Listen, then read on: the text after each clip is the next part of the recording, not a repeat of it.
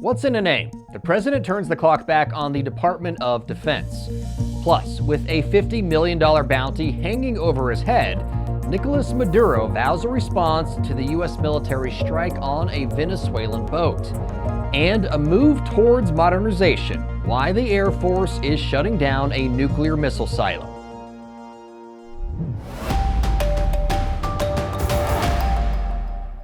Hey folks, welcome to Weapons and Warfare. Whether you're hanging with friends or debating fools in the comment section, our goal is to help you have an informed conversation about what's happening with America's national defense.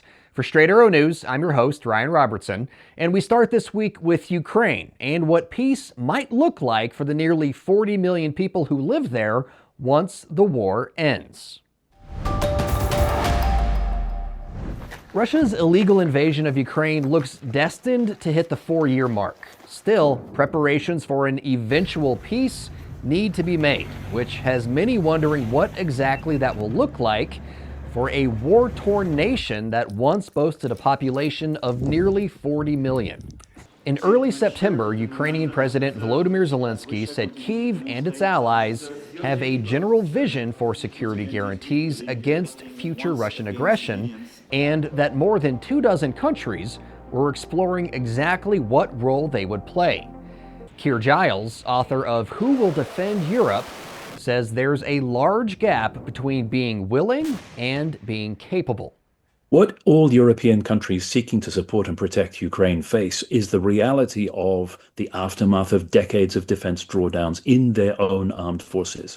It's only the easternmost states, the frontline states, that have taken seriously the need to rearm and re-equip and rebuild their military potential.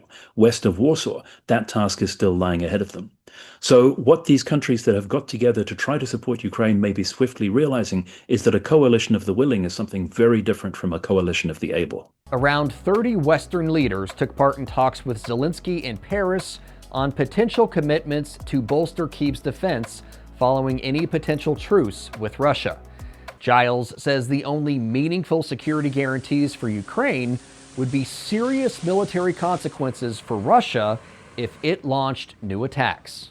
The question is whether European powers are willing either to build up Ukraine's own armed forces in order to be able to deliver that damage, or to promise to deliver it themselves by means of an unshakable and undoubted commitment to Ukraine's future security. Earlier this month, in a warning to Kyiv's allies, Russian President Vladimir Putin said any Western troops deployed to Ukraine would be legitimate targets for Moscow to attack. Russia has long argued one of its reasons for going to war in Ukraine was to prevent NATO from admitting Kyiv as a member and placing its forces in Ukraine.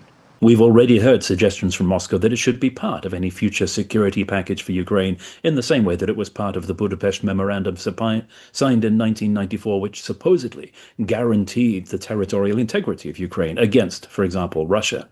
There's no doubt that the vagueness of this term provides Russia with an opportunity to shape the narrative towards its own ends. A recent report by NBC News detailed how the U.S. could take a lead role in monitoring a buffer zone between Ukraine and Russia if and when a peace deal is reached. On the one hand, the fact that Donald Trump appears to be engaging with this process is encouraging. On the other hand, it's entirely unclear what the United States might be willing to do in order to support future security guarantees for Ukraine. We've heard a range of different positions laid out apparently firmly by Trump and by the US, from no involvement whatsoever to some vague and unspecified commitments, something to do with the air. President Trump hosted Vladimir Putin amid great fanfare for a summit in Alaska last month. Trump even hand-delivered a letter to Putin written by First Lady Melania Trump, pleading with the Russian leader to return the Ukrainian children his forces had kidnapped. But Putin didn't, and instead ordered a massive strike on an American-linked factory in Ukraine. And there certainly has been no indication of Moscow softening any of its terms for ending the war or agreeing to a meeting with Ukrainian leadership. I'm joined now by senior producer and Air Force veteran Brett Baker for some headlines you may have missed. And Brett, breaking news to report: by the time this episode publishes to the interwebs, you and I are going to be in Ukraine reporting and gathering some stories. Yeah, very exciting development. I don't think any of us at the beginning of the year would probably predicted that trip would be in store for us, but it is. And I know we're excited to go and get some excellent content and bring it back to share with, not only weapons and warfare, but the Straight Arrow News viewership. Absolutely. And it's we're not going to be at the front lines or anything like that, but we are going to Ukraine. Our families are a little nervous, but you and I were talking a little bit earlier as journalists. I think you said your point was, it's just one of those opportunities that you can't really pass up. So looking forward to it for sure. So, all right, let's get to those headlines. Bucking constitutional norms once again, President Donald Trump recently signed an executive order returning the Department of Defense to its original name, the Department of War. Mr. President, is it your expectation that Congress will codify this name change in the law? I don't know, but we're going to find out, but I'm not sure they have to. We're signing an executive order today. So a little history lesson. The Department of War was created in 1789. It was changed by President Harry Truman in 1947 to the Department of Defense when it incorporated the Department of War, which oversaw the Army, plus the Department of the Navy and the newly created Independent Air Force. So, Brett, you and I had talked about this last week because we kind of knew this was probably coming down the pike. Yeah, it was kind of floated out there, and sure enough, it turned out to be the case. Interesting thing, you actually need congressional approval to change the name of the department. So to get by that, it is apparently a secondary name. So Right. It still is the Department of Defense for all intents and purposes. This is just a language thing that they're, jazzed up about. I don't really understand it, but it is what it is. Yeah, it's definitely a marketing and branding thing. It kind of reminds me of when businesses are incorporated under one LLC, but they operate under a DBA, a doing business as, like a different name. But it's essentially it's all the same folks doing the same stuff. But the Secretary of Defense did update a lot of his social media handles to now reflect the new title that he's operating under, the Secretary of War. But to your point, Brett, doesn't necessarily change much from a logistics standpoint necessarily, but we'll see how this plays out in the weeks, months, and years ahead. Hey, remember that U.S. missile strike in the Caribbean that killed 11 people? The White House said they were drug smugglers and drug traffickers and part of Venezuela's Tren de Aragua gang. Well, Secretary of State Marco Rubio is warning other would-be traffickers more could still be in store. If you're on a boat full of cocaine or fentanyl or whatever headed to the United States, you're an immediate threat to the United States. And the president, under his authority as commander-in-chief, has a right under exigent circumstances to eliminate imminent threats to the United States. Rubio faced some pretty pointed questions from a few media members about the legality of the operation. He did defend the strike, but didn't really go into any details about it, like whether those aboard the boat were warned before being fired upon. Brett, the strike on the boat kind of reminded me of all of the drone strikes from back in the Iraq and Afghanistan wars under the Obama administration. What do you think? Yeah, for good reason. It looks a little like a video game, right? Rarely you see an individual, that high up in our political chain, our government chain, put out a video of 11 people being wiped out of existence. Yeah, it's an interesting position to take. Not giving them any kind of heads up, any warning, not trying to maybe apprehend them. That's one that they're going to have to deal with. It wouldn't be my play, but that's, one of those things that is going to happen with this administration. I will say, after talking with a couple of folks, a couple of contacts that we have, however it's being portrayed, in the headlines or in the media or anything like that, these military contacts did say that the strike, from a military kill chain perspective, would not have been authorized without positive identification on the individuals on the boat. So take that for what it is. But yeah, this is definitely the Trump administration, the White House, really upping the game against the cartels at a time when he's campaigned upon, getting fentanyl back, stopping it from coming across the border, stopping drug trafficking, human trafficking. And he points to the Nicolas Maduro regime as being one of the primary players in that game. So that's why there's so much of a concerted effort to stop Venezuela and the Maduro regime in its alleged ties to narco-terrorist states. All right, last headline for you today, and it's a big one. The outlet Breaking Defense reported the U.S. Air Force officially decommissioned its first Minuteman III missile silo at F.E. Warren Air Force Base in my old hometown of Cheyenne, Wyoming. It's part of the service's modernization process of America's nuclear triad, where Minuteman III ICBMs are getting swapped out for the new Sentinel intercontinental ballistic missiles, which are made by Northrop Grumman. In the midst of this transition, though, Air Force officials say the readiness and alert status of the remaining ICBMs will remain unaffected during this process. So basically saying just because one is down doesn't mean we don't have more pointed at you, whoever you may be. Brett, you and I have spoken to Lieutenant General Mark Wetherington before. He was one of the guys who used to oversee the Air Force's Global Strike program. And he told us the old Minuteman silos were originally going to be reused with the Sentinel program, but now it looks like it's going to be cheaper to just build new holes and, put the new missiles in new holes in the ground. Yeah, unfortunately, there's no home redo show, flip this silo. But yeah, I mean, a lot of those silos, I mean, they're decades old. Technology has changed. What the crews that operate them need has changed. So it's not that big a surprise. I think it obviously would be a nice thing to probably maybe save some money to just be able to renovate those. But at a certain point in time, you have to figure, okay, it probably is just cheaper to dig a new hole and start from scratch. Yeah. Yeah. Well, when you have to tear out all the old stuff, and if there's, the mitigation for any kind of caustic chemicals or anything like that, I mean, throw some dirt on the top, start over. It's definitely a cheaper way. Environmentally speaking, I'm sure there's going to be some folks who, protest about this, but from a, protection of the country, we need these things. It is part of the nuclear deterrence. The nuclear triad is what has kept the world in a mostly peaceful state over the last 85 years or so. So we need these, especially with China building more. They are good to have. All right, Brett, the next time we do this, we'll have some stories from Ukraine to tell.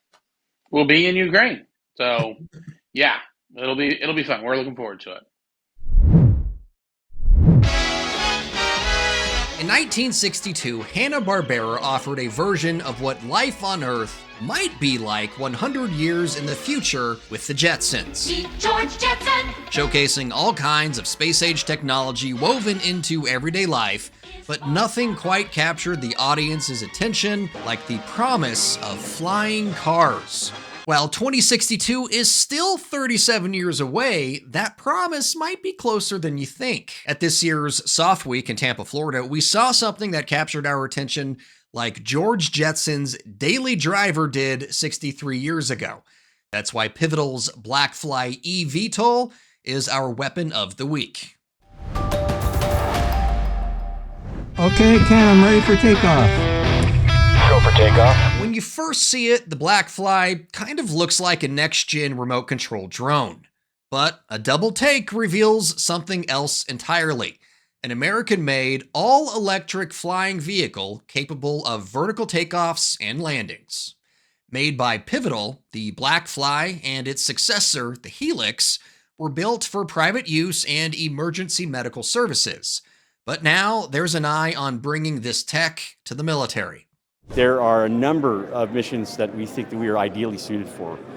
In the near term, that could be covert insertion, covert extraction.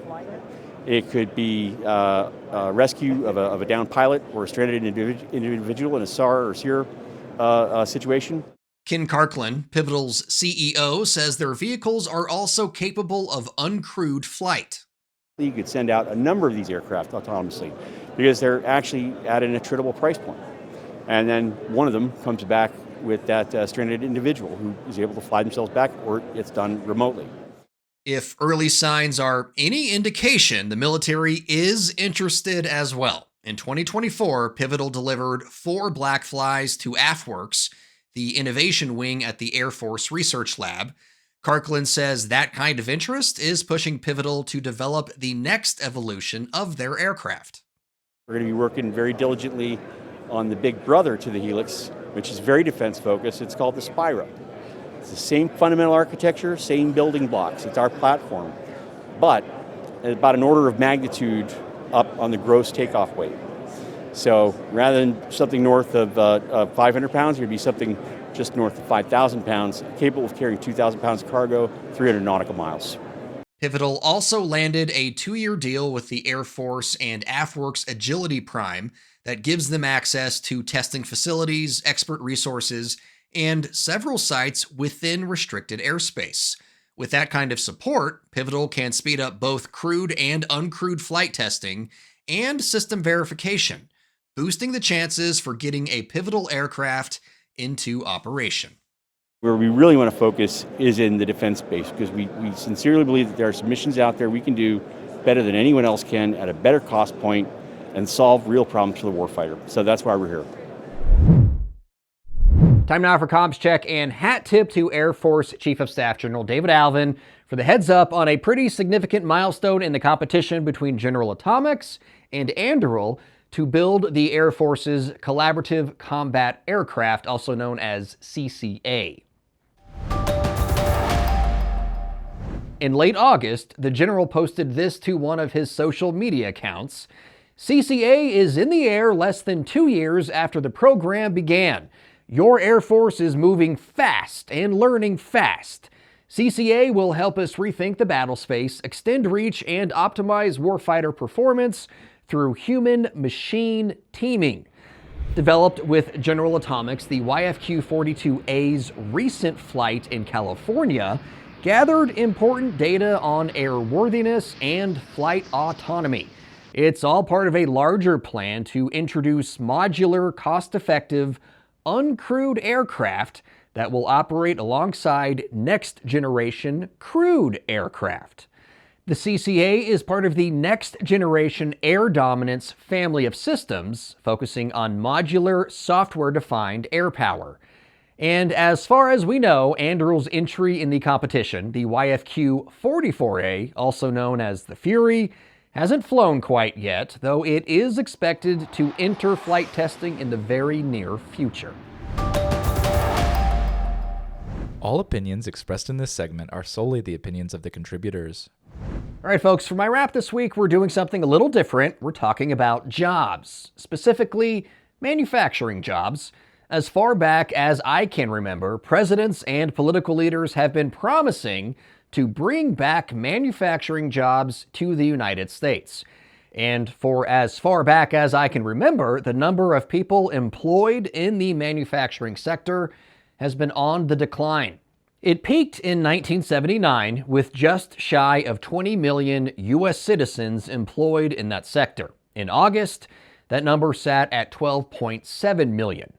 There are some hard truths to swallow when it comes to bringing back manufacturing. For starters, for a lot of things like consumer electronics, it's cost prohibitive. Americans demand too high a wage for it to make financial sense to build cell phones or stereos in the United States. A $1,000 iPhone would quickly become a $4,000 iPhone. But when it comes to defensive manufacturing, the industry is growing by leaps and bounds. Startups like PDW are building new facilities, former startups like Anduril are expanding at breakneck speeds, and even the prime contractors are building new production lines and expanding existing ones to meet the demands for things like HIMARS launchers, Patriot missiles, and other platforms. Which leads us to a second hard truth. The U.S. can bring back thousands of manufacturing jobs, maybe millions, but it means making weapons, something many Americans are uncomfortable with. But the world is headed for some rocky times ahead. All the major American adversaries just had a get-together in China, celebrating all the latest weapons designed to keep America out of their way. So when it comes to protecting American lives and American livelihoods, to me, the answer to both is building more American-made defensive products. And that's going to do it for us this week, folks. If you like what you saw and or heard, please like and subscribe to our social media feeds, download the Straight Arrow News app, and maybe more importantly, share our stories. We're on a mission to help people have a more informed conversation about the U.S. military and our national defense, and we are recruiting volunteers to help. So, until next time, for senior producer Brett Baker, video editor Brian Spencer, and motion designer Dakota Patillo, I'm Ryan Robertson with Straight Arrow News, signing off.